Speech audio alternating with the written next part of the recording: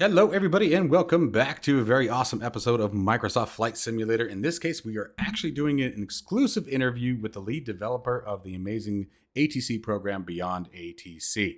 You guys are going to get a lot of your questions answered. I'm going to get some of my questions answered. We're also going to hear some background information about both the developer and the product itself and how it came to fruition. And it's going to be a really exciting interview, guys. So stick around and find out more. If you are interested in acquiring any of my Overkills tutorial guides or simply interested in supporting the channel, please consider joining me on Patreon. Patreon subscribers level tier 2 and above have access to all of my guides as well as any future guides that come along down the road. Patreon link can be found in the description below, and thank you to all of my current subscribers.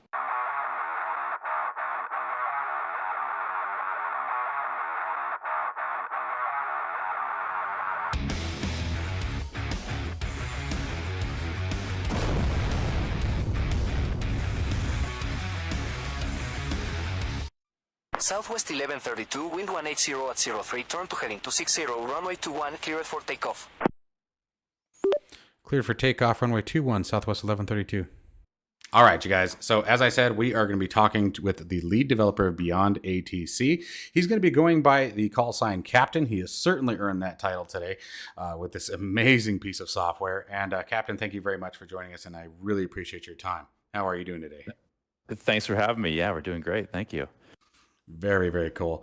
So, we're going to jump right into it because there's so many questions that are coming from the user base, or I should say the viewer base, soon to be your user base, I guarantee it.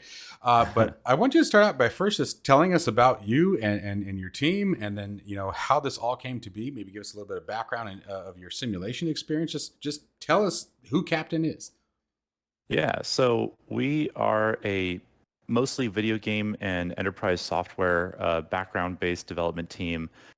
We actually have never really worked in the simulation space before, doing anything with flight sim, but we are all avid flight simmers and have been for a very long time. I always say, like, my earliest memories are sitting on my dad's lap, flying around on the Cessna and in the 1980s version, and there's such great memories. So the entire time we've been flying flight sim and seeing it evolve, going from the old crappy pixel graphics to this incredible piece of technology that we have now.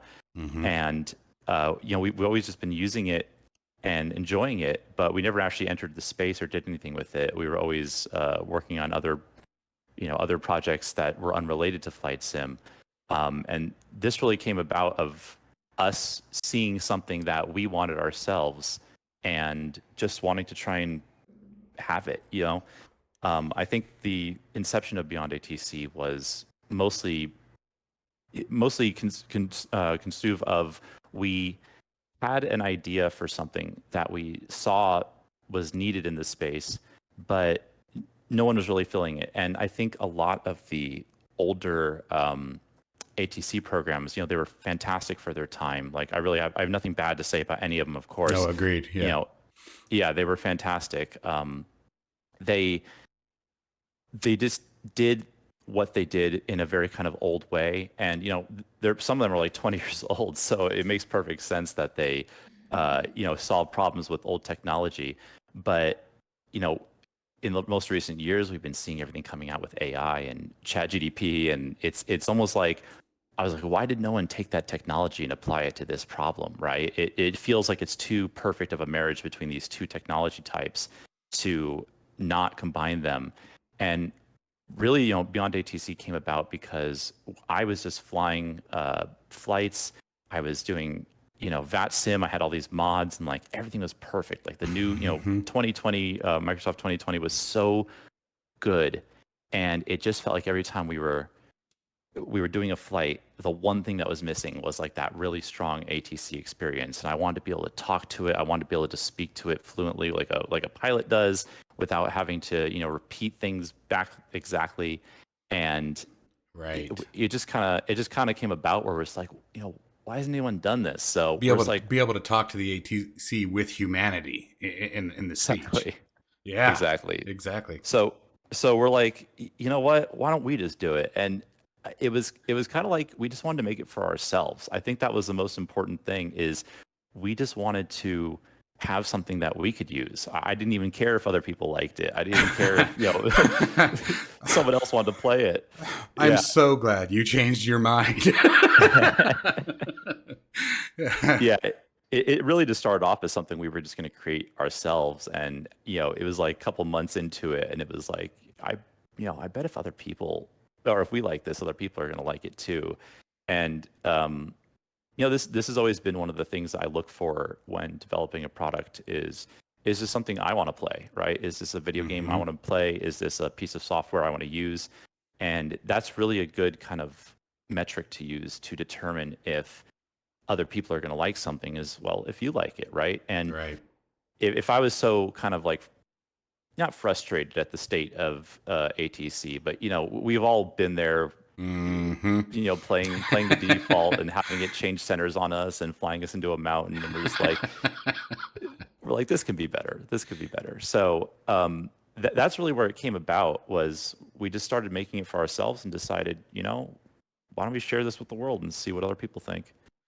Well, and it's funny because, I remember that, our first interaction was shortly after I did the news video on the, I can't remember the name of the team still, but that team that was developing the AI Copilot. And I remember getting that email from you. You got to stop by the booth at the FS Expo because I got something to show you. And it was funny. So for viewers, for any of you who don't know, I did a news video on a team, like I said, is doing an AI Copilot, very, very advanced. It's very similar to the pilot or the BeyondATC, where the pilot will actually talk back to you. The Copilot will actually communicate, "Hi, how you doing?" kind of thing.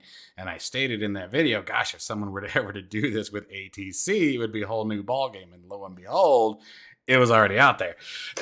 So yeah.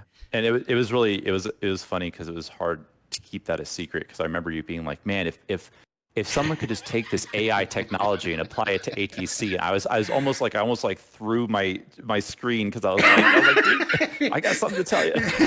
They found you later in the corner chewing on your fingernails, trying to exactly. Stay quiet. I was like, I can't talk about it yet, but I'm like, man, you just hit the nail on the head. So it was perfect. Awesome.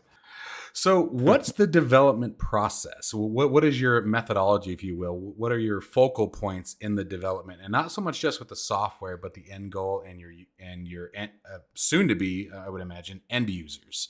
Well, what's the process? What's the methodology there?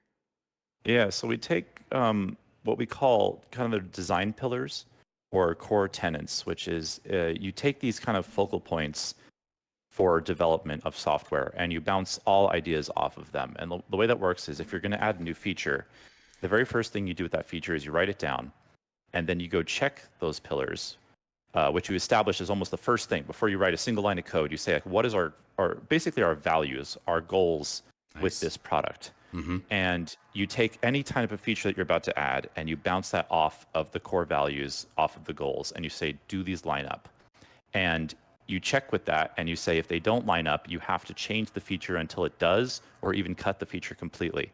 And these are like super important because they represent kind of the foundation of the entire program.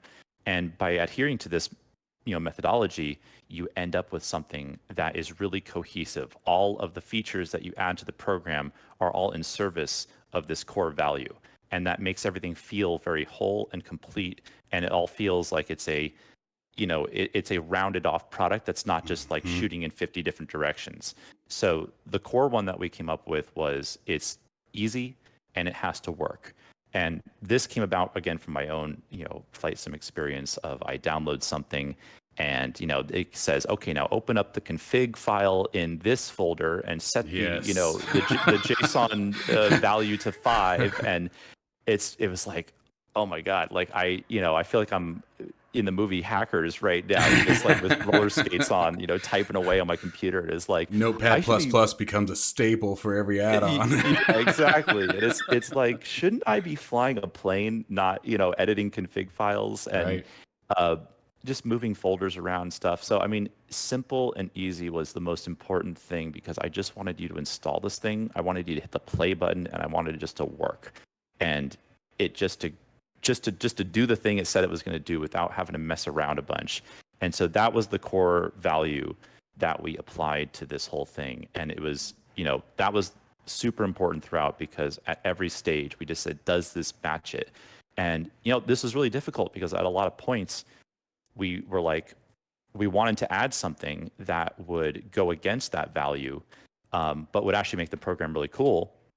But we said, oh, if the user has to go and make an account in this third-party service in order to use this really cool feature, that goes against the core value of just installing it and having it work. So we decided ultimately to cut those things and then to keep with the main idea. So yeah, that's the main one. Is it's easy and it just has to work, and that's been the driving force for the whole thing. That's fantastic, because I can tell you, in my time of doing this channel, my channel really took off with the launch of Microsoft Flight Simulator. It actually started with DCS World, but Microsoft Flight Simulator was really where the channel hit the skies, if you will, pardon the pun. Obviously I've done so many product reviews. I've done so many mods and add-ons reviews. I'm constantly digging in, flightsim.to and sim market and things like that. And there truly are, and they're all amazing products. Don't get me wrong. I do not want anyone to misconstrue what I'm saying. I don't think any developer, we all know there's a couple of dirty ones out there, but we won't mention their names. They don't get the credit. But as the community as a whole, every developer, I believe, their intention is to put out a good product, but there are still plenty out there where, like you said, you're a half an hour configuring it, setting it up before you ever see the seat of the cockpit or get to flip on the battery switch, right? Mm-hmm. And I will say that was an incredible experience. The first time that I tried BeyondATC was, I was expecting a bit more than what it was. It was literally, I started it up, I put in my Simbrief ID, I set my keybind, and that was that. And it was incredible. It was just an absolutely amazing experience. And, from the first time I started talking to it, I was expecting, some sort of voice training, and, it turns out as I found out from you that the quote unquote, test that you have to do is just to test your microphone, and we'll talk more about that here in a little while. And so you guys really, that focal point is definitely shown in your work. And I think that's why I wanted to, there's so many reasons why I wanted to have this interview, but that's a big reason why, is to, so the viewer base can see that it's truly there. That's really what the priority is. So continuing on with, obviously, the star of the show, BeyondATC here, we talked a little bit about, some of them being more in, archaic technology and things that are starting to really be deprecated and just not as efficient anymore. But let's dive into that a little bit deeper. What would you say? You got your baby BeyondATC here. What would you say are the key points that separates it from everything else? Yeah, so I think the main point that we have is that we're actually using a 3D engine to calculate all of the interactions that are being done. So, this is an incredibly complicated machine, this BeyondATC. And I know, you look at the UI and you're like, it's a single panel. You're like, how hard can this thing be? Right? Exactly. There's two buttons on it. Words. Exactly. Like, this can't be that hard. But I can say with confidence, this is one of the most complicated and difficult projects I've ever worked on. And that is just because there are so many millions of moving pieces that all have to work in synchronicity for the entire project to work and even perform any kind of basic function. And, you're loading databases that come from 13 different locations. You have to have procedures that are given to us by controllers, and then that has to be all fed into a system. So, just to follow the path, you say something to it, we send them to an AI recognition model, and then we kind of pull down a transcript, take that transcript, feed it into the program, and that program is simultaneously pulling the data out of the sim, and then we crunch those two values together, figure out then what you attempted to say, figure out then what the procedure would be to do based on what you said, check that against a bunch of checkpoints to make sure that it's accurate, then crunch that back down into what the ATC would say back to you, send that up to another voice service, that gets processed, sends back down, and then we say that to you, and then we display it on the UI. So, there's so many moving pieces that are taking place here. That's incredible. And yeah, it looks so basic, but it's anything but. And so, Real quick, Yeah. to stay on the 3D engine for a minute, because I know that many viewers. First off, guys, I can tell you right now, there's absolutely no FPS hit whatsoever in the operation of this software. I have not seen any degradation in performance when running it. But let's talk about the 3D engine, because I know what most people are probably going to hear the first time: 3D engine. Wait, so that's taking up my GPU. Why is there no impact to performance when you're using a 3D engine to simulate the environment within inside of BeyondATC? Yeah, so 3D is an interesting thing because, all 3D video games are basically an illusion. It's a representation of points, of vertices that are stored in memory, and then those are used to connect lines, which then represent triangles, quads, and can form shapes. And that's all that's in service of creating an image. And it's that image that is actually the most intensive thing that is to calculate. So to create a triangle, you have to draw the line from three different places. That is the thing that is a ton of work in terms of the GPU and the CPU. So what we did is we created a 3D engine that recreates your flight in its entirety. So that means that we actually load in the airport, the flight plan, where the planes are, where the traffic is. We can calculate where the traffic is going. We can see, if they're going at this speed, at this rate, they're going to be at this place at this time. And then we can do all these calculations based on that using this 3D engine. But the 3D engine it's like a headless version is basically what we call it. There's no actual rendering involved. It's all representation of points that are stored in memory. And because Wow. of that, there's absolutely no overhead to do the calculations. So if you think about what a 3D engine is doing, what's the magic thing in all video games is FPS, right? You want this Right. thing to be Right. slamming as hard as it can, as fast as it can, all the time without slowdown. And that's because you need to constantly see a virtual world that has no latency, that it's as fast as possible. It's showing you a real-time update of what you're seeing in the world. Well, we don't have that. All of our 3D is basically being done in the background. And so we can tap into the 3D engine whenever we need it. And then when we don't need it, we basically put it away and it doesn't need to render anything. So this created an environment where we can be extremely optimized in how we do everything. Everything is only on an as-needed basis. Nothing has any kind of visual overhead. And because of that, this is an extremely lightweight representation of the 3D world in the sim engine. But what that allows us to get instead is all the calculations of where everything is. We can do really accurate distance checks from this thing to this thing. And it actually creates a full 3D environment from which you can say, okay, well, this plane's above this plane, but it's descending, so it's going to be at this spot at this time. And we can do a bunch of really cool advanced features just using that. So to me, that's one of the coolest things that are in the program. And honestly, if I had never Absolutely. said that, no one would even know it exists because it's No. completely hidden. Yes. Yeah. No. Absolutely not.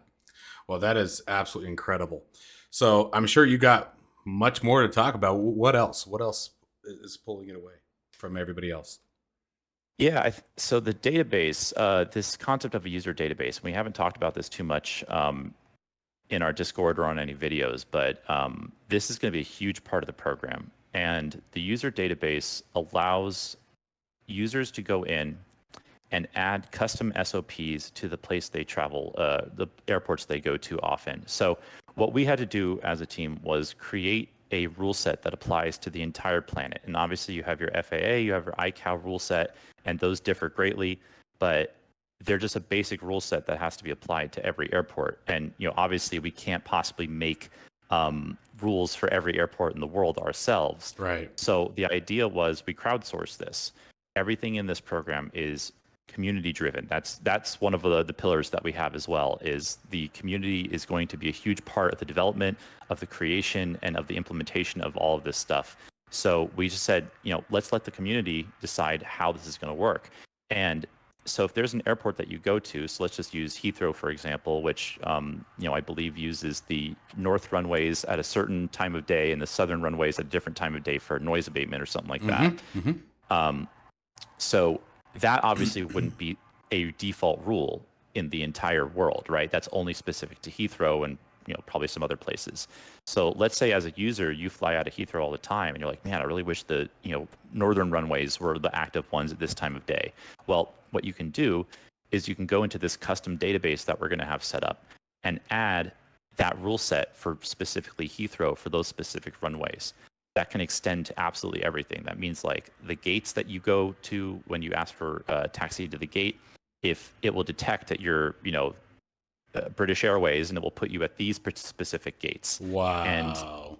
So, yeah, for example, like Phoenix Sky Harbor, they're a major hub for Southwest Airlines, and I Mhm. know a lot of times when I fly out there flying Southwest, obviously any of the in-game ATCs that I've used before, actually any of the ATCs that I've used before, didn't always put me at the Southwest gates. And so, what you're Mhm. saying is that me as the user, I could come and I'm assuming there's going to be a vetting process, obviously, but I would be able to basically put in this entry into the user database saying, hey, Southwest Airlines needs to be at gates, C5 through C11, right? Something to that, Mhm. similar to that. And that would be implemented. Am I understanding that correctly? Yeah, so you as a trusted user, and we'll have a process to become a trusted user. It's not you don't have to be a real life pilot or anything. You just have to. It's really to prevent troll data from going in, right? We Right. don't want pee pee poo poo airport to be the name of Exactly. so it's really just to prevent that. But once we determine that you're a trustworthy user, you'd be able to go into the database and add SOPs to the airport, add different specific data to any airport. You can do this for procedures. One that's really cool is, I even think that this was in the video that you did where you flew the Hollywood 1 arrival. So that's stored in the database as like HWD1 or something like that. And the database has no way to know that that means Hollywood 1. So you would go in there and you can actually specify, oh, HWD1 or whatever it is can be pronounced as Hollywood 1. And that way it will actually say the name of the procedures in the correct way. And I know, a lot of AI voice generation tools, they mispronounce fixes all the time because, how could they? It's almost like, gibberish half the time. But if you know what that fix is called, you can name that fix and then you can have it pronounce that. So this doesn't extend to just airports. This is the entire simulation system. You can specify and customize absolutely everything. And the really, really cool part about it is if you've ever used GSX or some other programs where you have to go on Flight Sim TO and download a specific profile for the airport that you want, you don't have to do that with this. If you add something to the database, that database will automatically propagate to all users that are using BeyondATC. Wow. Wow. So just the So next time they launch it, that data is updated. exactly, and it's like this is like less than a megabyte, so you probably won't even notice that it downloads the whole thing instantly. That is And crazy. it creates a really cool effect where as more people edit the software and add their SOPs to the tool, it's benefiting everyone else that's using the tool. So it's like this kind of win-win situation where as more people add stuff to it, it gets better for everyone else that's using it. So it really creates this community incentive to improve the program for everyone else, and everyone gets that benefit. And it just makes for like, a year in or something like that, you have all the major hubs covered, you have all the, some regional airports covered. And then if you just decide to fly somewhere new, you're now getting accurate SOPs for that specific airport. So it's a really cool feature I'm excited about. That's really awesome. Okay, so that user database sounds absolutely phenomenal. I mean, that's such a great way to include the community and give them, almost empowers the community, is what I think I love the most about it.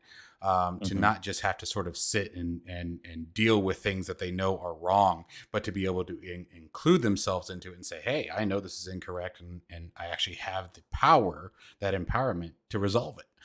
And that, Exactly. I think that's going to be just an absolutely amazing feature. And speaking to features, how are new features versus bugs and things like that, and community requests versus your own goals? How are all those going to sort of come together as the development proceeds?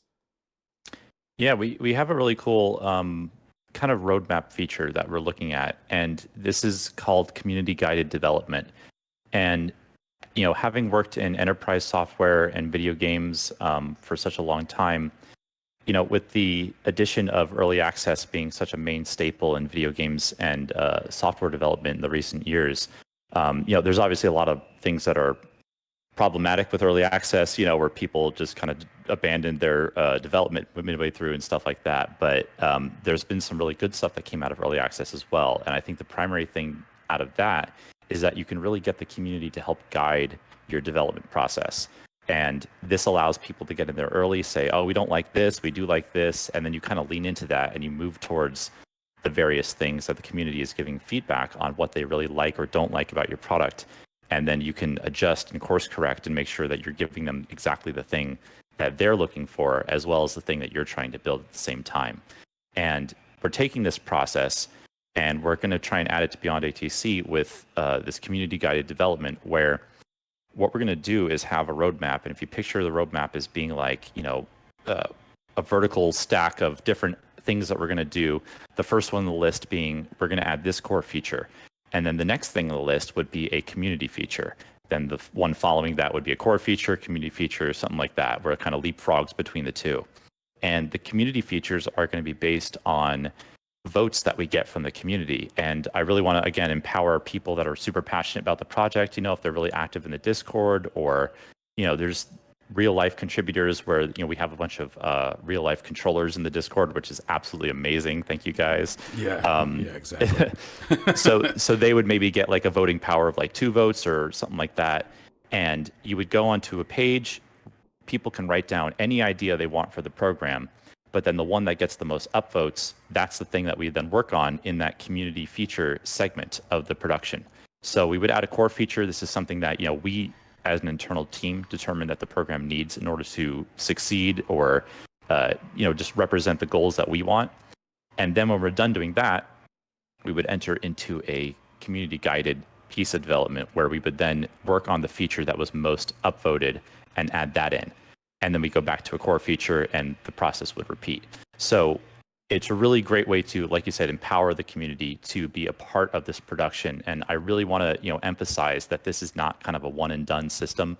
You're not just like buying a tool and we're like, okay, here, this is what you get. See you later. And we just dip. It's like, we're going to make sure that this is something that is constantly growing, that this is constantly getting new features and the stuff that people want to see in an ATC program. Because I know that that's, been one of the things that people have felt about a lot of the stuff in the flight sim community is it's kind of like there's a wall up where they can't get the thing they want out of the tools that they use. And this, again, will really help to empower them to say, like, man, wouldn't it be cool if it did this? Well, if everyone else in the community agrees with that, it will get added. So we're going to really try very hard to keep this going and make this something so that if you buy into this, you're buying into a process that's going to continue to be updated, that's going to continue to get cool new features over time. And it's, like I said, not just a one and done. And I think that's really, really going to help to keep the community involved, to make sure that all the features that they want to see are implemented in time. And, of course, we'll manage all that. So we'll make sure that the roadmap doesn't get crazy or get out of scope or anything like that. But it's going to be a really cool way to keep the community involved with the entire process of development all the way through. And that includes after 1.0 launch as well. That is incredible. That is such an awesome way to do that. And it almost creates a balance of focus between, features, resolution, customer, desired features versus, goal-oriented features that are already in for the program. That's a really awesome way to do that. And I know we've sort of touched on this before, but it's really also nice to hear that the quality of the product still remains the focal point, right? Versus just adding new toys and things like that, and we've all seen that before with other simulators where, XYZ 218,000 things are broken. But here, look at this new feature we put in. It sort of stains the rest of that. So that's incredibly awesome. You guys have such a great business model in the way that you guys are operating this. And again, it just seems to always come back to the end user and the community being involved in this. And that's a really, I can't say it enough. It's just an incredible process. And I don't think I've ever seen any other application work on this kind of model that involves the community so heavily and gives them so much, not just empowerment, but a voice. And by the way, guys, speaking of voice, while we're talking about this, be sure to look down the description of this video and you guys will have a link to BeyondATC's Discord. Make sure that you guys join that. Make sure that you make yourself part of the community, as he stated, and ask your questions and give your ideas and feedback as things progress, right? Obviously, there's still going to be content coming out of my channel as new things come around. I'm assuming, it will start to spread as time moves forward. So make sure that you guys join the Discord now. Again, a link to that and their YouTube channel will be down in the description. So make sure that you guys become a part of that community. So let's see here. We've talked about your 3D engine, which is absolutely amazing. The user database, which brings everybody into that empowerment we were talking about. Your phases of development here. What about controlling traffic? That is obviously a big one. It comes up a lot. Is that something that we are going to be able to do with BeyondATC? Yeah. So this is kind of the elephant in the room, and I definitely want to touch on this. So controlling traffic's at an interesting place right now. So amazing tools like FSLTL and FS Traffic, they're doing fantastic work. Like I can't say enough about how great these tools are. FSLTL offering it for free, and speaking of the kind of community-driven development, they really seem to be open. Same thing with Phoenix. Phoenix has just been so great with how they are transparent in their development process, how they're communicative, and I really feel like these tools have set the quality standard for how add-ons work in this environment. And it goes back to how great this community is. Flight Sim community is just one of the coolest communities because it really just feels like this tight-knit little family, and just everyone feels like they're just part of this kind of whole where we're just all really passionate about nerding out on airplanes. And I think we got a chance to see that at the Flight Sim Expo. Yes. We're just meeting people, and it was like we're just like, oh my god, we are not alone here. We are among our kind, and it's absolutely great. So these tools have set the standard for how this stuff should work. Ultimately, when it comes to controlling traffic, there's only so much that can be done right now. You kind of have two different ways that you can put traffic into the sim. You can inject it and then kind of hand it off to Flight Sim and say, here, this is yours to control now. We choose how to inject it. This is kind of the model that FSLTL has taken. They're using Flight Radar 24, which is freaking awesome, by the way, that they managed to get that working. And they figure out what the real life traffic is supposed to be doing. They kind of transcribe that into a method that they then inject into the sim, and then they hand it off to the sim and say, okay, this is yours to control now. And ultimately that comes down to Asobo and Microsoft's implementation of the AI traffic. We've all again, I have nothing bad to say about Asobo and Microsoft. We love what they have created. Exactly. I think I'll speak for you. Everybody loves Microsoft Flight Simulator. We hate the in-game ATC. Yeah, I'm gonna say it. I'll be the guilty one. And then the traffic too. I mean, we've all been taxiing down a runway, and you just see a 152 doing donuts. And yes, we're at a terminal. Yeah, this guy's like Tokyo drifting just down the runway, and you're just like, So, to put it mildly, it leaves a little bit to be desired. And hopefully this will be addressed in 2024. They haven't released much information about this at the time, but that's one of the ways you can control it. And then the other way is that you can kind of take direct control over it. But this has a lot of things that come with it that might not be immediately evident, in that this is very CPU intensive. You're basically doing all the calculations yourself of where everything is going. You have to, send updates to potentially hundreds, maybe even thousands of airplanes at the same time. This can tank your frame rate. And frame rate is the golden chalice when it comes to flight sim, right? We want our 60 FPS. We want to keep that nice smooth. We don't want those jitters. So it's kind of a difficult problem to solve, because whichever direction you choose, it's not really a good one. So this led us to, okay, well, what are we going to do about traffic? How are we going to handle a situation where we basically, ATC is all about separation, all about sequencing. This is what the goal of ATC is to do, is to not have the airplanes hit each other.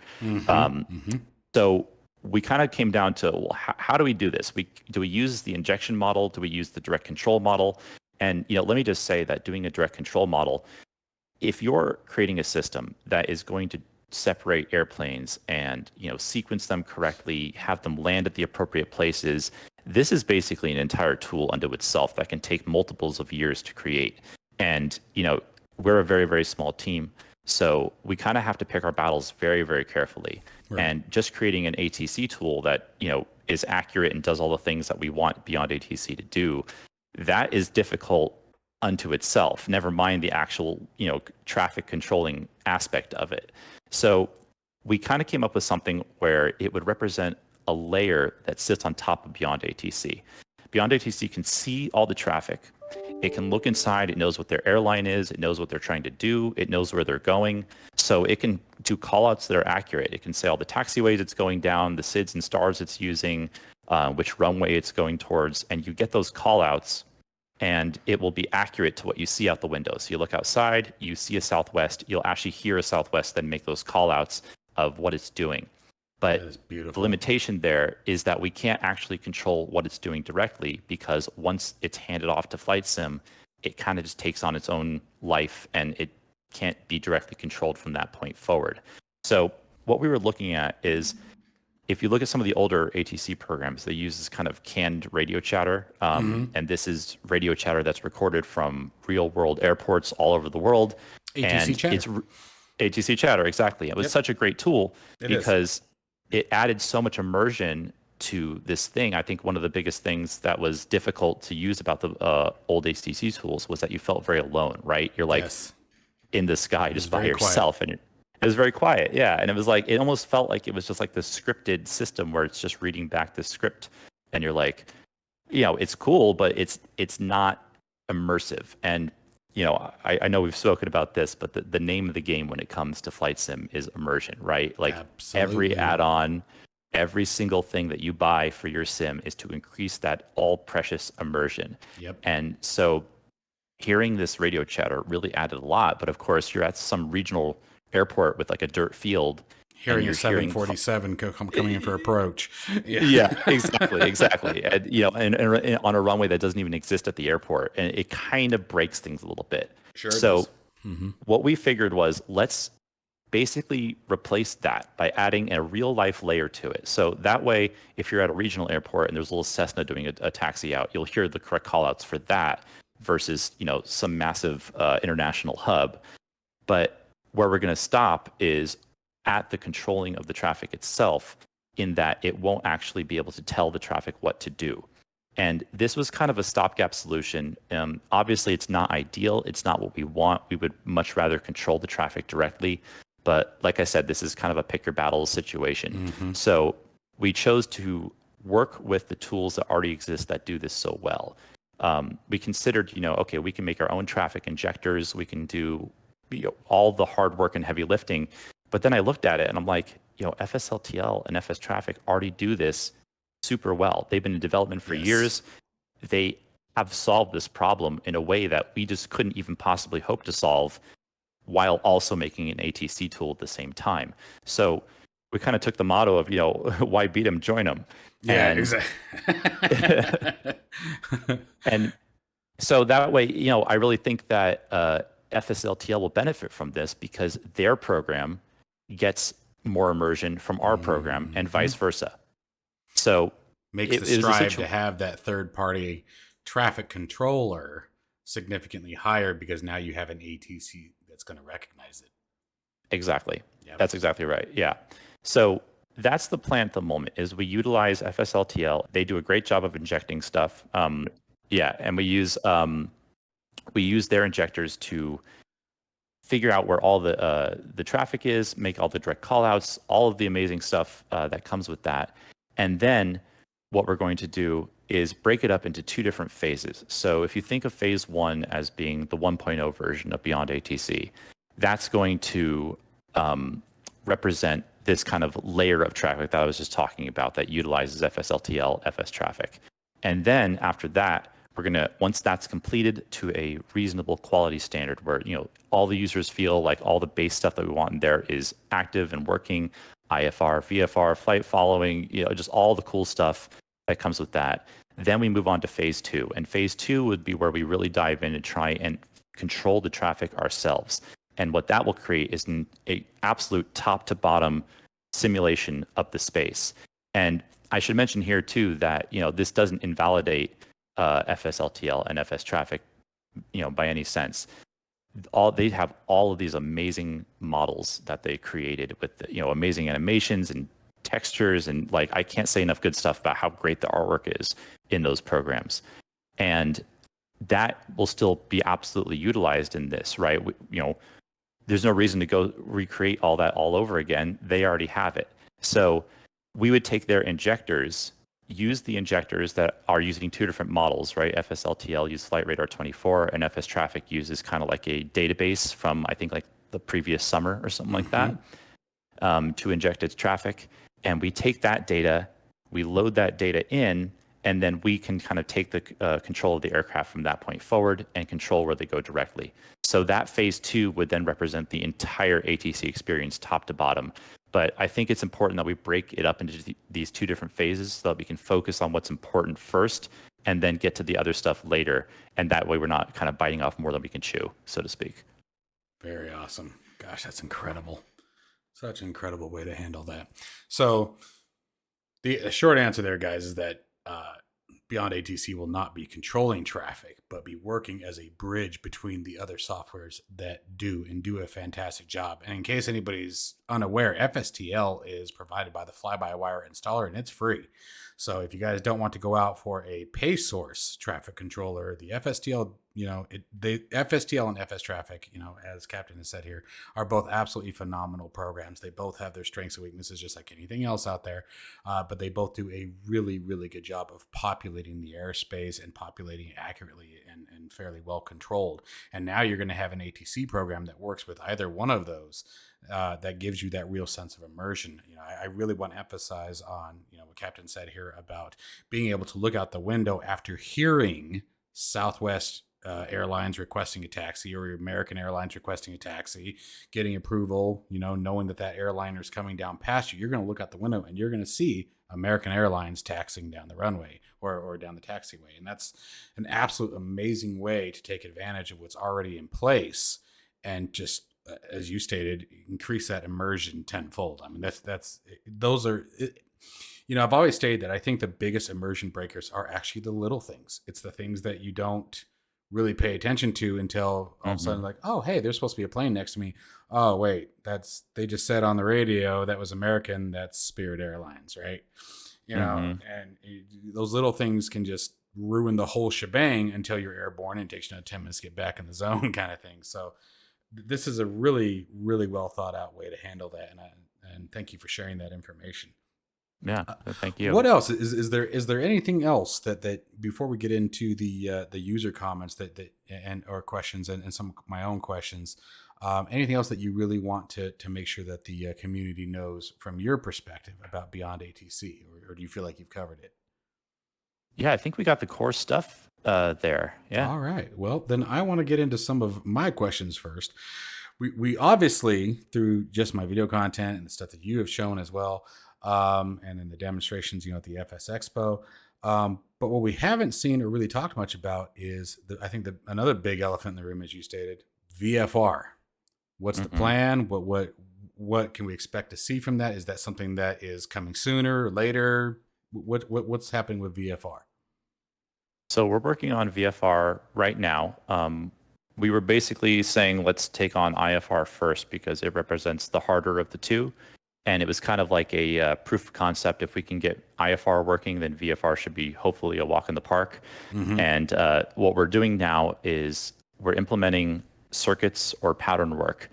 And as far as I know, I haven't seen other ATC tools do this where, you can actually do pattern work. And this could be really useful for people getting their license. Again, we've contracted with real life controllers here, and both in FAA land and ICAO land, and they have, we have this massive spreadsheet of how all the procedures work, and it's daunting to look at from my perspective because it's in this situation you do this, in this situation you do this, but only if this situation. But if you're on the left runway, it does this. It's crazy.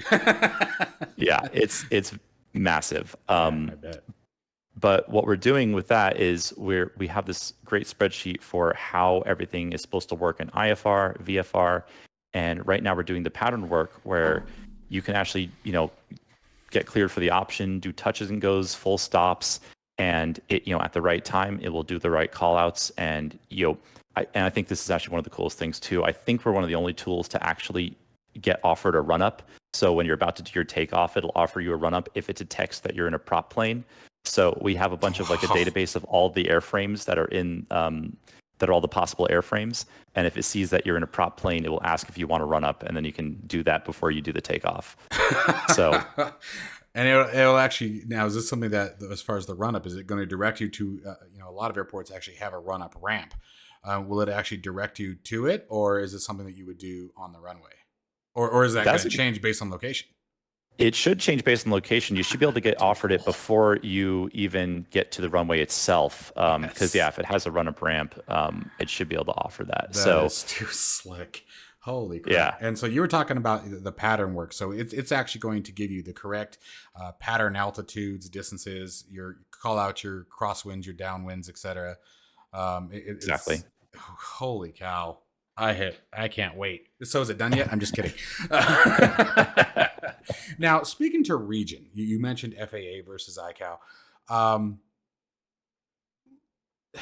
How is it going to distinguish that? And what I mean by that is, as I do a flight, in Tucson, obviously, let's talk about some of the regional differences. Is it going to decipher based on region, whether or not it says, for example, decimal versus point? Is it going to decipher whether it's using hectopascals versus barometric pressure, or the inches, excuse me? Is it going to know the VFR code differences?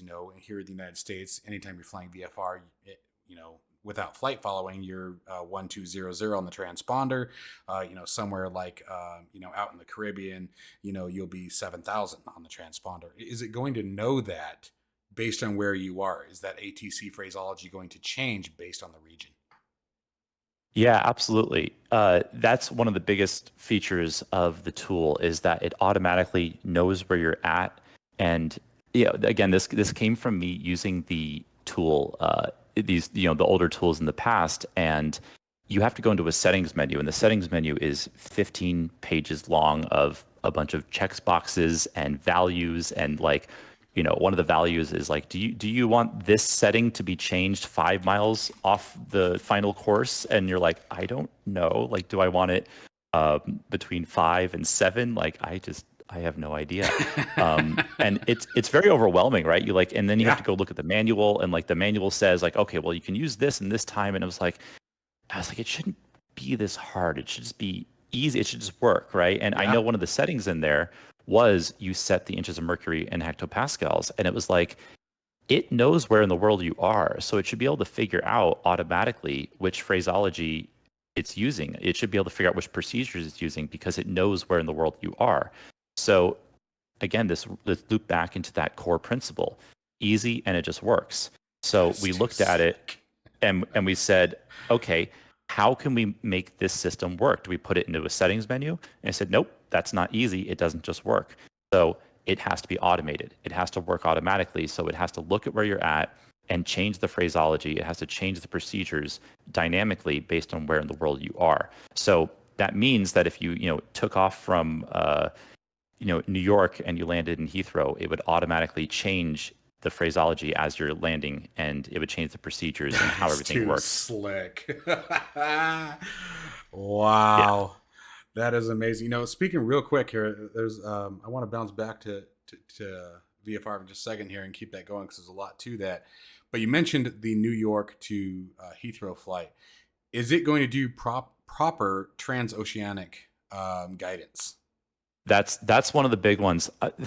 Here's the reason we actually haven't done that. I have not been able to find a controller that knows that. Every one of the real life controllers I've spoken to, they all work at towers and stuff for different larger airports, and they said, I've never done that. I'm not trained for that. I don't know how to do that. So it's on my to-do list, but I mean, it should bear mentioning, I'm not a controller myself, right? That's why we've contracted with all these controllers to get the proper procedures. So as much as I would love to add this, I don't know any that are able to give that information to me. So if you're listening to this and you're a transoceanic controller, hit me up, because we would love to hear from you. There you guys go. So hit that Discord.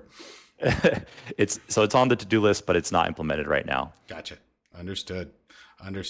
Now VFR, obviously there's a lot more to that. What else can we expect from the VFR aspect of BeyondATC? Yeah, so in addition to the pattern work, we're going to provide flight following, so you can take off from somewhere, Beautiful. and once you get the flight following, it will actually clear you into the Bravos and the Charlies, and That's it should all incredible. follow the proper procedure with that as well. So you get to pick what you want to do. If you're in a tube liner, you can take the IFR. If you're in a little Cessna, you can do the VFR, and then you can do whatever you want using those different tools. Pretty Now, will cool. it actually? So, if I want to do a VFR flight, say around my hometown, here in Tucson, Mhm. will it actually give me an altitude restriction? As you would expect to keep me below the active airspace. It should. That's the plan at the moment. Is we should have all that Yes. information inside the database, and we should be able to get what those Oh, I altitude can't restrictions wait. are. Because I'll tell you what, and obviously, I mean, Beyond ATC is already beyond any other ATC that we have available to us.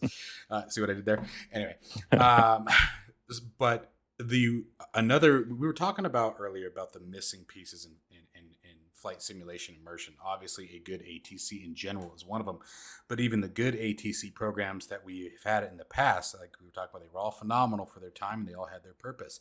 But one of the Hmm. things that was always very, very weak, and I think it was a limitation to SDKs and APIs and just the overall ability to create it, was VFR flying. A Hmm. lot of them had VFR routes, and you could request certain departures, but it was still very, very limited to what it could handle in regard to true VFR guidance and to true VFR control with inside the airspace. So to hear you say that is just, it's so exciting. That's super exciting, because as cool as the commercial aircraft are, I think a lot of us, especially for flight simulation, still like to just go and tool around our hometowns like I do. That's one of my favorite pastimes. Is Hmm. You think I'd get bored of it, but I don't. I don't know why. We have out here, we have Davis Monthan Air Force Base, which is also attached to the largest aircraft storage yard in the world. And then we have a couple of other really cool aviation sites here. We have Pima Air Museum, which is a really big air museum. So I just love getting out there, and I'll just go and tool around the airbase, tool around the boneyard, and I do it, repetitiously. Hmm. It's just one of those things that's always missing, is that ATC experience. All right, because I'm in a GA aircraft, I'm just not going to get that same experience that we would get from other programs via, the IFR flying, in comparison. So Hmm. that is just such super exciting information to hear. Anything else on VFR before we move on? No, I think that's it. I mean, so like I said, we're working on it now, and my plan is to post a video of that on our channel when we get a chance. And of course, we can hand it off to you so you can try I was some like, you for better. yourself. Don't you dare leave me hanging on that one, buddy. Okay. Well, then let's get into the community based questions now. Sure. Let's go ahead and answer some of our viewers' questions. Okay, so obviously the last few days between YouTube and Discord, the questions have flown. Now, there's been a lot of repetitious questions, and some of those questions have already been answered. So I'm going to try to filter some of these out, guys, and this is directed at my viewers. Some of them may be filtered out. I won't probably get to all of your questions because you guys have been absolutely phenomenal with the communication, and we've only got about 30 minutes left on the clock here, and we got to give Captain back his time and give me back my time. And so let's go ahead and get after it. The number one big banger, and I'm going to let you break the news to them, Captain, is Xbox.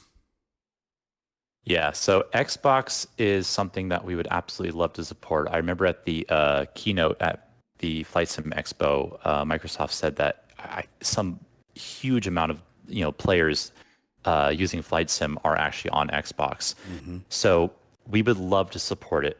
That's just the official statement is we want to support it.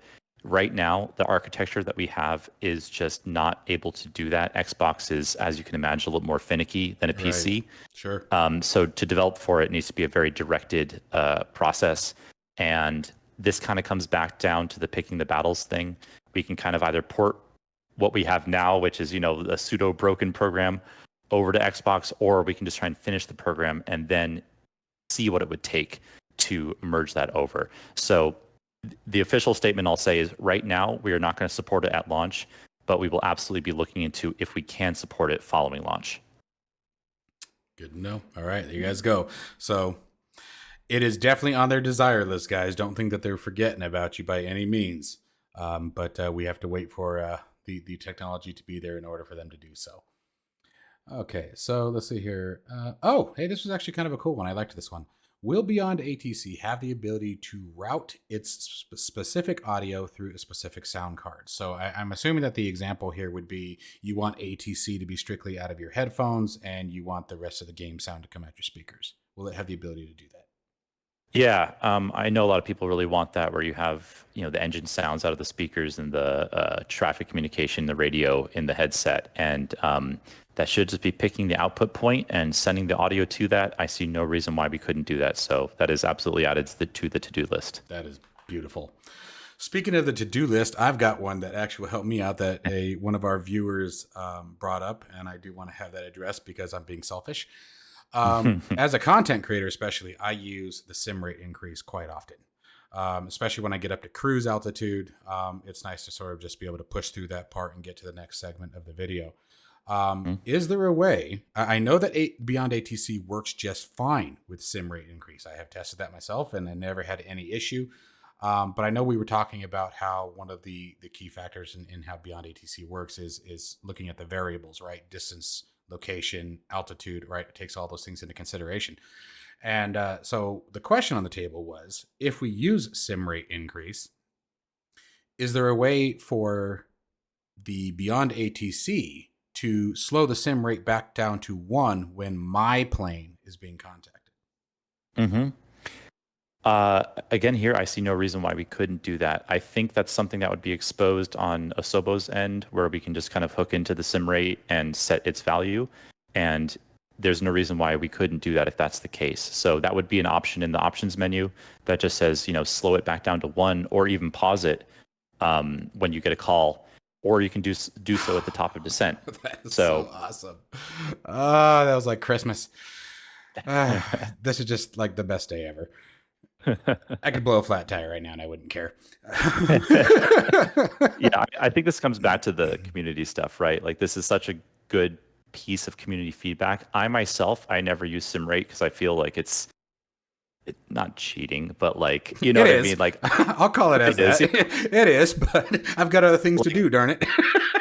Yeah, I'm like, I wanna experience the full thing. So myself, yes. I would never even have considered that. But like, this is clearly something that would be super useful, and it's also easy to add. So there's no reason why we wouldn't support stuff like that. And this is an beautiful example. Part about that kind of mentality is that, again, you're not just making the value about your value, but understanding the different valuable aspects of flight simulation to other people, right?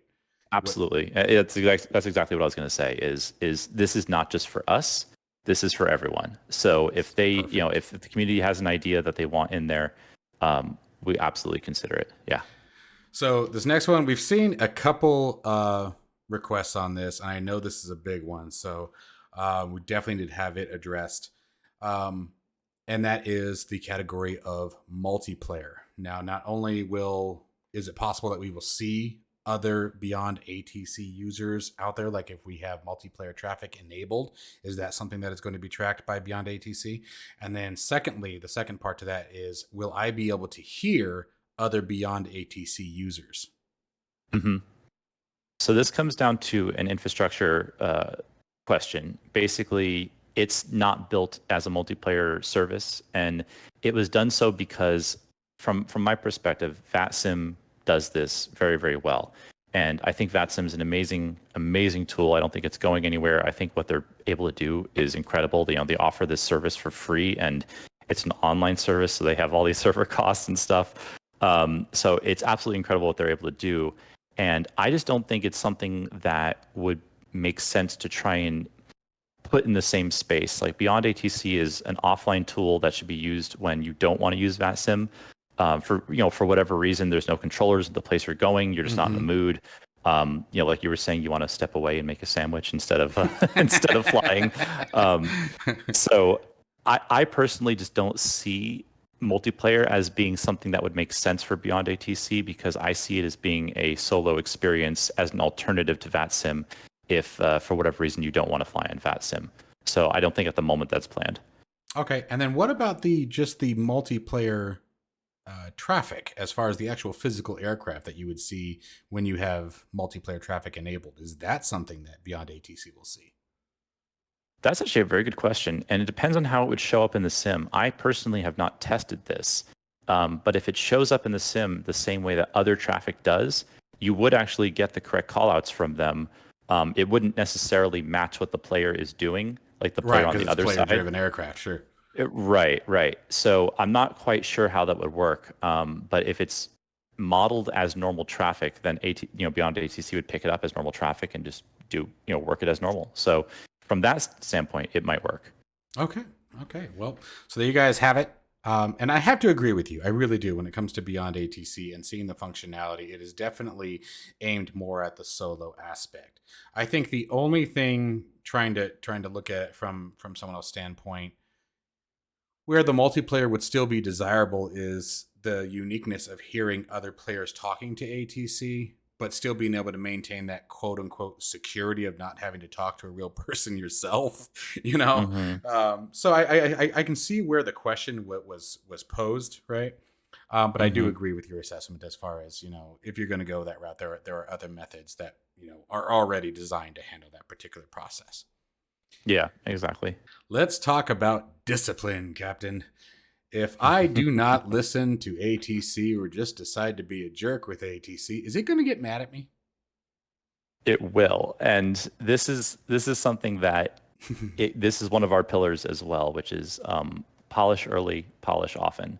And that means that if we're building something and we have an opportunity to make just a little tiny feature that makes the product stand out in a tiny way, to me, this is like what makes products great, right? You play just some of the most classic video games, and what really sets them apart is that this little attention to detail, where little tiny things are kind of blown up into a much bigger thing than than they didn't have to be, right? They're made to be something bigger than the sum of their parts, essentially. Mm-hmm. And that's done by polishing all these tiny little aspects. And I think that this is one of the main things for this tool is you want it to feel like an experience. You don't want to feel like this is just a robot reading from a script. It's like, okay, climb to this, descend to this, go left, go right. You want to feel like it's talking to you, and you want to feel like you can talk to it back. So that means that if you get sassy with it, it should get sassy back to you. And one of the really cool things about the technology we're using is we can send all the different types of voice that we want it to say. So we can send it to be happy, to be sad, angry, and we can increase the rate at which its anger level compounds as you mess up more, and have it scold you or get angry with you. One of the things we'll also do if you step on other traffic, so someone else is speaking on the frequency and you hold down the talk button and you start talking, the controller will get mad at you. But they don't just get mad at you once, they get progressively more and more mad at you. And it's something that is really, really cool, and I think helps sets it apart in a big way. Yes, absolutely agree. And I've experienced a few of them. And like I said to the viewers, I'll make sure somewhere right about now we'll have a clip of some of the examples of what that looks like here that I can reproduce here. And that really is the first time I experienced it, you sort of hit it. It was a baseball strike out of the park. Like I had no idea it was coming. I was actually really happy that I hadn't caught that part in your trailer video. I Hmm. was, truth be told, I was working at the same time. Shh. But don't tell anybody. So I actually missed that part. So it actually caught me by surprise, and it was an absolutely mind-blowing experience to be told. And what I was doing was stepping over other traffic, because I'm thinking, I was like, it's AI, it's not going to care, I'm the priority, right? It just wants to hear my voice respond. Boy, was I wrong. I Yeah. got yelled at twice for it, so it was pretty cool. Yeah, it should really help to create an environment where it feels like you're actually there and it's working, right? We go back to the name of the game is immersion. So anything that we can do to create more immersion, we're always going to take that step. And we're going to continue to do that throughout the entire development process. I mean, everything that you see in the program right now is core functionality. This is Hmm. stuff that we consider to be the most important to have the program working. to the most baseline level. But after that, we want to polish the hell out of this thing and add all these extra features. One thing that you can do is if you call into a frequency and you say good morning, it will say good morning back to you. But if you don't say good morning, it won't say that. I have got that. Yes. Yeah. So it really tries to like understand that you're saying things. Sometimes if you say, good day, it'll just say, okay, good day back, and like it makes it feel like you're having a conversation with a human. And even though everyone knows it's not a human, but it creates that immersive level that I really think is going to hopefully set BeyondATC apart. Well, what I really enjoy about that, and it's funny that you mentioned that because I almost like feel guilty when I don't say good morning or good night back to it. It's like, wow, I'm being kind of a jerk, But one of the things that I really like about it is, especially as it continues along its road to fruition here, is it will truly help break that fear of speaking back to air traffic control. And I think it will truly help people progress into something like VATSIM, because you'll have that fluidity of still talking like you. You can still just be you as long as you provide the information it needs. So if you are someone who says good morning and good day and thank you at the end of your transmissions, it's like one of the comments that I got in that first video that I did was, I remember when my father had his pilot's license and we'd be flying in and out of the airspace. And, one of the things that he would do is he would say with you, when making a first call into like a center or something like that. Right. And you don't have to, it's a filler word. And in a busy airspace, you shouldn't, right? Because your idea is to get on and off the mic as quickly as possible. But if, it'd be like, Cessna 08 Golf, at 4,000 with you, right? Is how he would end it. And I love that you're able to still do that though, and not have the ATC not know what the hell you're talking about. That was a really awesome experience. And I actually, in my last night's video, I made sure not to do that because it seemed to irk quite a few people, So I really had to tell myself that. But that's one of those things that it can help you get over, is if you do have bad habits like that, you're still talking like you said earlier. I think the biggest thing is you're not reading back a script. And that's the kicker, is not having to read back a script. Definitely a major, enhancement to the software, and I think that sets it apart the most. We got a few minutes left here, so I'm gonna try to get through these last questions. And by the way, guys, if I do not get to your questions, please make sure that, again, there is a link to the BeyondATC Discord. There is a link to the BeyondATC YouTube channel. Make sure that you guys join both of those and ask any questions that were missed here today on their channel. As Captain said, he is very active in the Discord. He is constantly communicating with the community and answering their questions as they come along. So please be sure to do so. The next, I want to touch on a couple big ones here that are coming up, and the next one is going to be VR. And I want to be pretty specific because obviously, guys, I want to tell you right now that the program itself will work with VR, absolutely. And the aspect that you can minimize it, and all you're doing is talking to it. Just you have to make sure you hear your communication back, and you have to have a way to write down any information that you want to write down. So, Captain, I think the focal point here of when we say VR is any kind of in-game screen that can be seen within inside of virtual reality that will enable one to see the text as well. And the reason where that value comes from is obviously it can be quite a pain in the butt to write something down with a VR headset on. Yeah, we would love to add something like that. If it's really just a toolbar that's inside Flight Sim, that should be much easier to write than, say, the Xbox porting. So that is absolutely something that I can very much see we put into one of those community segments, and then let the community choose when we go and work on something like that. And then we just build a toolbar for it. You can see what's written down. One of the other cool ideas that came up is right now all the text is just in like a big vertical column. So you have to scroll back to the thing that you want to see that's relevant to you. There'd be a separate little section that you can optionally bring up that just tells you what the last command you were given was. And that way you can always see what the last thing that you're supposed to be doing is, and it stores that. So that'd be nice. And that could help minimize visual impact of the immersive experience, right? Exactly. So if to add that to a toolbar, I think would be, pretty simple. It's, again, not something as part of core functionality. So not something that we're planning to build immediately into Right. the Right. core program, but this would absolutely be a community feature that once the community votes on it, we would happily do it.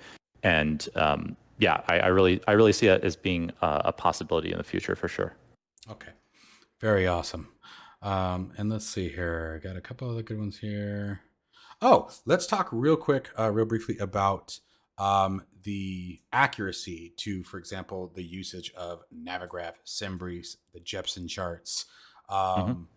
Where is Beyond ATC getting its information, and are using those resources reliable? Now, with that being said, to the community, guys, if you guys hopefully have watched the videos by now, it absolutely integrates with Simbrief. That's part of the requirement here. So we know it uses Simbrief, which means we know it uses Navigraph, but to what extent, if you can shed some further light on that? Yeah, so it uses the Navigraph database. It scrapes your scenery database files as well. So that does mean that the more accurate scenery you have, the more accurate the tool will be. This is one of those situations where we can only be as accurate as the stuff that we have available to look at. Mm-hmm. So the real problem would only come in if you're using a default scenery and the default scenery just happens to be wildly inaccurate. There's just not much we can do about that. Unfortunately, it won't give you the right Sure. stuff there. But from what I've seen from testing is most players, the place that they fly, they have scenery for, or at the very least, they have an updated database for that area. So it would be able to pull from that. We use multiple sources and we kind of check them against each other to see if there's any inconsistencies. So that's why most of the time the frequencies at the airports you're at will be correct, because we have multiple sources we're looking from, and it should provide most of the time pretty reasonable results. And like I said, the only time it would give inaccurate results is if you're flying somewhere that's default. Gotcha. Okay. That's phenomenal. Uh, it's one of those tickling things. It really is cool to hear you talk about it. It just and it's funny too because you and I have had so many conversations about it, and every time you get going, I'm just sitting here ear to ear, man. You know, I just like keep going. I can listen to you talk about it all day. You know? Yeah, well, we were one of the users. I mean, that's really where it came from, right? It's like this isn't some like corporate entity coming down from on high, Right. being like, let's make money on this thing. It's like we're building this because we want it, right? And like I was right there with all y'all, finding the pain points myself, right? I was right there when this stuff didn't work, and so I know exactly what I want out of this program because it's the stuff I wanted out of Flight Sim. So, Right. yeah, Right. So I'm going to touch on one, and then you fill in any blanks here. But one of the sure. questions, and some of this was answered, or I should say, showcased in my video last night when we were talking about vectoring. But the question on the table is, can Beyond ATC already handle difficult ATC functions such as vectors with multiple aircraft, RNAV, RNP, RNPAR, LNAV, and VNAV approaches, and different types of arrivals as well as go-arounds? Now, I can say that I've done multiple ILS approaches, RNAV descents, and we did obviously a vector departure and approach last night in the video. If you guys haven't seen that, go back to the previous video and check that one out. But like something we haven't talked about yet is go arounds, and then some of the more complex. What information would you like to extend or expand upon with that question? Yeah, so with all of the different approach types, again, that goes back to this massive spreadsheet that we have that's built by the controllers. And in iCal land, you don't give visuals very often, and in FAA land, you almost always give a visual if it's Mm-hmm. applicable. I have this giant algorithm that determines whether or not a visual is correct. Like the ceiling has to be at this particular value, and the visibility range has to be this. And then if it's not, then it goes into an ILS. If it is, it goes into a visual, which of course follows an entire different procedure path. So that's all in there and working right now. And it's all based on the weather and where you are in the world. That's so So awesome. yeah, Ah, and we have a priority list, so it will try and pick. I'm going to get this wrong right now because I don't have this list in front of me. you're But fine. I can assure you it's correct in the chart. It tries to pick like an RNAV first, and then it goes down to the next one, and then you go to your VORs, your DMEs. Like it has a priority list, and it looks through the database, and it tries to find the approach that's most applicable to what you're doing, and then picks that one based on this priority list, based on if you're in visual or if you're non-visual. So keeping the efficiency of the airspace is the priority. Always. Yep. Awesome. That is too cool. That is too cool. Let's see. We got a couple more here. Let's talk for a moment about accents again, and how that can be. Is that something that everyone is just stuck with if they feel that accents are wrong, or is that something that can be adjusted rather quickly? Yeah, to do this one, we actually made a map that represents the entire world, and I painstakingly went and painted in every single spot in the entire world. We have a little over Mercy. a hundred voices to work with, and that means that every single part of the world had to be represented by a different accent set. So we went into every part of the world and painted a map, and again, this is one of those things that we'll take user feedback on. Um, I just did this myself, so if it will definitely be wrong for the entire planet. But this is something where if someone says like, they're speaking Dutch in, France or somewhere where they shouldn't be, South Japan, Africa or right? something. Actually, I think they would speak Dutch in South Africa, but yeah, in Japan, Yes. exactly. You would just pop in the Discord and just say like, hey, this spot's wrong, and I'll change it. So I definitely didn't get it all right, but we do have a baseline level of that where it has accent representation for everywhere in the world. And then for the airlines themselves, this was a Herculean task. I opened up Wikipedia and found a list of every single airline in existence on planet Earth, Oh my and gosh. painstakingly went through each and every one of them and assigned them the correct accent for their home area. Yeah. So So like a if you Lufthansa aircraft is going to be German. Yep, and then the Air France will be French, and Too yeah, cool, you dude. you would see all Holy that. crap. Yeah, I can't even imagine what that process looked like. That'd be like that was a watching fun day. paint dry. Yeah, that was a fun day. I Yeah, I'll put like bet. a movie on the other monitor, and I was like, okay, let's just get this done. Hopefully, a really exciting movie that kept you awake. Because yeah, that'd be hard. Yeah, And it okay, so it is time for the grand finale, the big one, the question that no developer wants to answer and put their name on, but it's time. So I know that I'm not going to ask you for a release date. I'm going to ask you mhm. what your goals are for release. And then there's already speculation happening on various channels and in my comments about pricing. So if you can talk Mhm. about your pricing model and what you guys have in mind. And by the way, viewers, I want to emphasize nothing he says right now is stuck in stone. Obviously, this is still in development, so please do not hold that to concrete. I wanted to throw that disclaimer out for the reference. But what is your goal for release, and what is the current model that you are thinking of for pricing? Yeah. So goal for release, and I can just summarize this very simply, is when it's finished, right? We project that it should be sometime this year. Uh, it it may not be. It hopefully will be. That's why I put coming 2023. But if it's not done to the quality level that we want, we will not ship it, and that is very important to me. I've been, again, as a player of games myself, I've seen way too many times people release a product before it's ready, Yeah. and it just feels so bad, right? Because you're looking forward to this thing, you're so excited about it, and then you're so let down. So I just want to make it very clear, we will release it when it's ready. That is the release date. I Love hope it it. to be this year. That's a So good answer. I that's like the it. answer to that one. Yeah. So when it comes to pricing, pricing is a tricky one because as much as I want to have this be a one and done purchase, you buy it once and you never have to think about it again. That's what I want.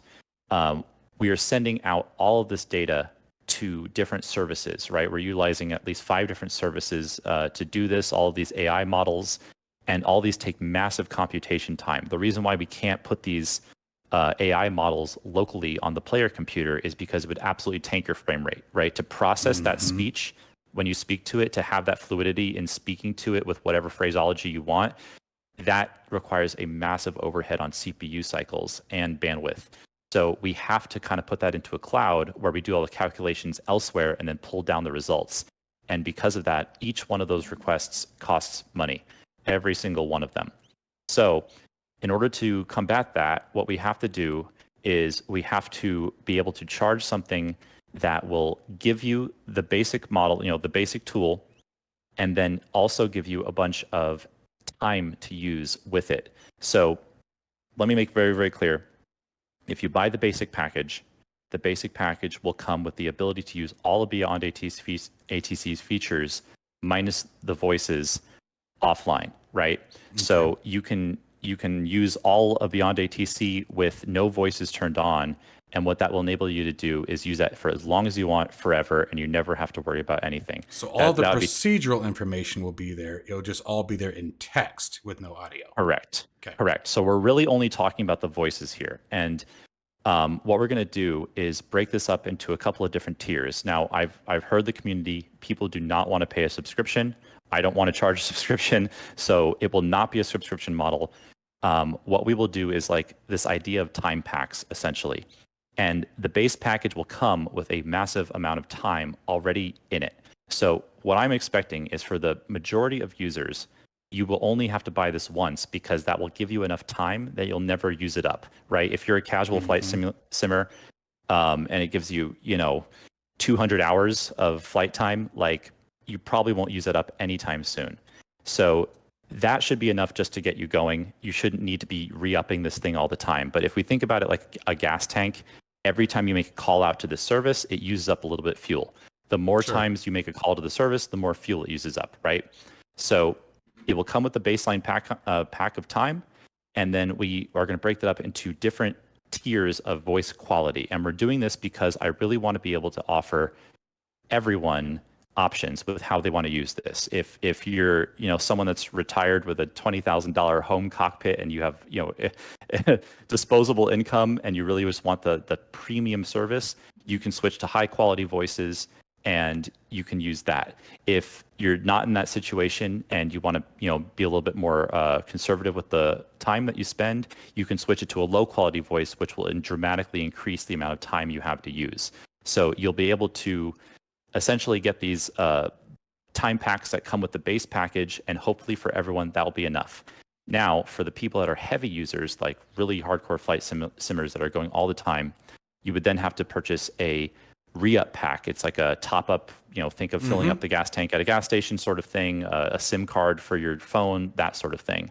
And again, we're going to work to make this as absolutely economic as possible. So we're talking like a time pack would be like $2, and that would get you like 50 hours of the basic pack and 10 hours of the more premium voices. So this is, and that's a pay as you go, right? So you would have it forever once you buy it, and you only need to top it back up once you use it. So that does not mean that you're committed to some kind of subscription. You just, whenever you want more, you can go buy more. And like I said, we're not making a profit on those. The time packs are purely just to cover the operation costs at all. Cost of the third-party services. Yep. Correct. Yeah. So we're not here to nickel. Yeah, we're not trying to nickel and dime on those. We're not making money on those. Those are just there to cover the operation costs. And like I said, we really only want people to have to use those when they really need it. And the plan is that with the base package, they won't ever need to use it if you're not using it a bunch. Very cool. Very cool. Yeah. I can accept that. So guys, again, emphasizing this is not a subscription-based model. I know, Captain, you said, but I want to say it again because I do not want that being mistaken down in the comments here. Now, do you have any kind of price range that you were looking at for the initial purchase? Is there any information you can share on that? If you feel uncomfortable, by all means, I get it's early, but my community would hang me if I didn't ask. Of course. So right now, our answer would be comparable to what's on the market right now. So somewhere between 40 and at the absolute upper end, 60 to 70, it probably won't be that much at all. So probably somewhere within that range would be the base package. And then, like I said, the time packs, once you use up the time that comes with the base package, which can be upward of 200 hours, that would be $2. And then if you want more, obviously you can buy more in larger bulking, and that would save you more money as well. Sure. So okay. Well, I mean that's not too bad. That's I'm again blown away because that's pretty darn reasonable for the experience that I've had. And guys, I know that this is it may be coming across as a little bias here, but I'm telling you that it's not. The experience that I have had so far, and just read the comments down in the videos that I've displayed so far, and read the comments from Captain's video. The experience is truly phenomenal. It's truly like nothing ever that you've seen in simulation from an AI source. Well, Captain, unless there's any other topics that you want to talk on or touch on. Is there anything else that you wanted to speak on before we call it a day? Yeah, mainly is just please join our Discord. That's the best place to keep up to date. I post, all videos of updates there. We have very lively discussions about, where the tool is going, how to add to the tool, and then of course, once we start beta, we're going to be taking community feedback, logging bugs, and just working as a community to make this the best product possible. So just join the Discord if you're even remotely interested in following the product. All right, guys, you heard it. And again, all of that information will be found down in the description below. Captain, once again, thank you very much for your time. You and your team are doing a phenomenal job. We wish you the best of luck and hope that it's smooth sailing from here on out. The progress you guys are making, the rates of changes that you've shown me since you gave me this fantastic opportunity to test it out is insane. How quickly you're just jumping on top of stuff. I mean, it's an incredible change, and your dedication and your strive for perfection is truly showing in the work that you're producing, and thank you. And that quality of experience that just continues to enhance each time that I've tried the product. But as always, guys, go ahead. No, just thank you for having us, and thanks for this opportunity. It was really great. Absolutely. As always, guys, stay safe and healthy, and I will see you in the next one. Take care, folks.